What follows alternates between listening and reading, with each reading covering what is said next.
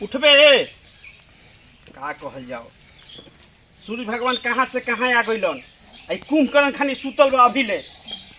रात भर बच्चा बाबा के नाच में नचनिया बन रहता आ दिन भर खराटा मार के सुत रहता। रे उठबे रे उठ। जिंदाबाद जिंदाबाद। कौन हो रे सपने में आके हमार ध्यान तू देहलक। ए बेटा तहार बाप हई हम। बे बाबूजी रहुए तो हमेशा यही करत रहिले। कितना बढ़िया हम सपना देखत रहनी हो। सपना में देखत रहनी हो कि काजल रखवानी से बेटा काजल रखवानी के बाद में पांजा में धरिया। पहले हम पैंट सरियाओ। बाबूजी हाँ तब तो हमार मेन फ्रंट में तोड़ दे। Oh no. अरे गधा मेन फ्रंट का बा डोरी टूटल बा। कई कैसे काम होगा डोरिया तो टूट गया। अरे बन जाई ओकरा के पहले बांध।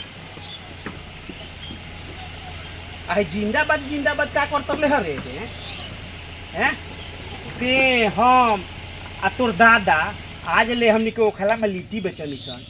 आ ते बीएसएफ के जमान कब हो गेल कि जिंदाबाद करता रहते हैं। हाँ बाबूजी रहुआ ना बुझाई। जिंदाबाद कब बोला जाला जब झंडा फहरावल जाला तिरंगा के वही गरी भारत माता के जिंदाबाद जिंदाबाद जिंदाबाद। अरे जिंदाबाद कर ले आ जाके चल खेत में खाद छीटे के बा बुझले। अरे तो कानमा छोड़ब कि मल के तोड़ देबै करा के बोला। हाँ छोड़ देनी बोल। चल खेत में खाद छीटे के बा। ठीक भाई एक काम करी हो। हाँ बोल। ऐसा लात मरल कि पीछे से इंजन गायब हो गए। अब कहियो जिंदगी में मत मरी हो बाबूजी। हाँ जो गधा।